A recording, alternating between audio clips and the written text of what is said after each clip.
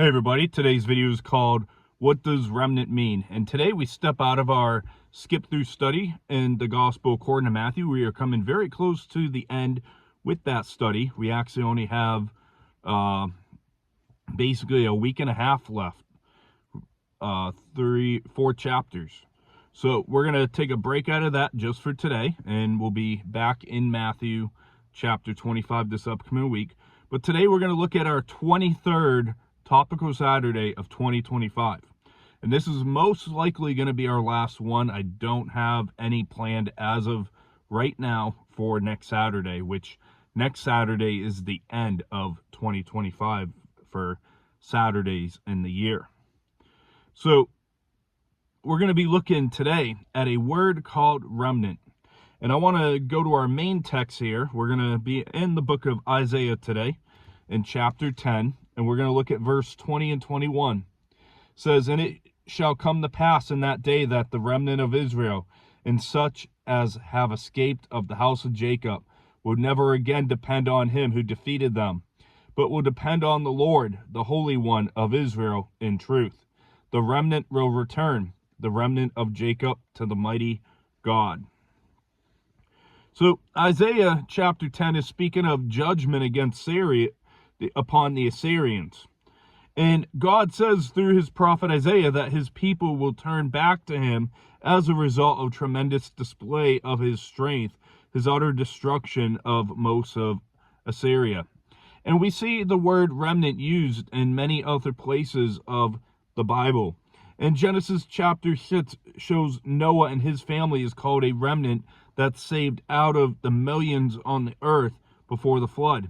In Genesis 19, only Lot and his daughters survived the destruction of Sodom and Gomorrah. They were the remnant as a small one. 1 Kings 19, Elijah despaired that he was the only one left in Israel who had not bowed to idols. And God assured him that he had reserved a remnant of 7,000 whose knees would not bow to Baal and whose mouths haven't kissed him. Let's go over to the Apostle Paul in Romans chapter 9. And we're going to look at verse 27 and 28.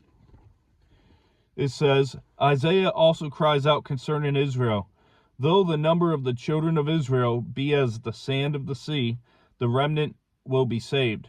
For he will finish the work and cut it short in righteousness, because the Lord will make a short work upon the earth." So God's sovereign choice as to whom he will save is also seen in the New Testament. And remnant means what is left. It's a small part or a small portion.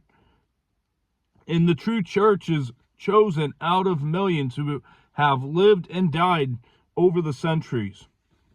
And let's go to Matthew chapter 7, verse 13-14.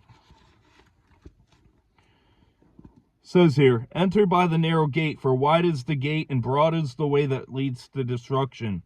And there are many who go in by it, because narrow is the gate and difficult is the way which leads to life, and there are few who find it."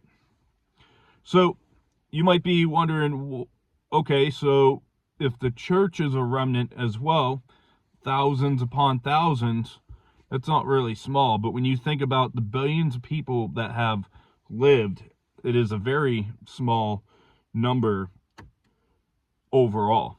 And so can you know that you're part of the remnant? Believe on Christ as Savior and Lord, and you'll have great peace that you can have to rest in the fact that we belong in the remnant of Christ. And that's going to wrap up our study for today. We're going to be looking next week at the parable of the 10 virgins, and I'll let you know what the study day will be. I don't know the schedule yet as of right now.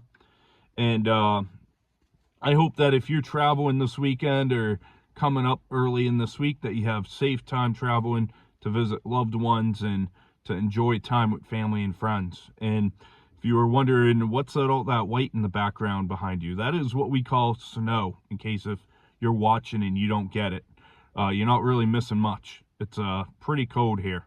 But I hope that you have a great rest of your weekend. God bless, and take care.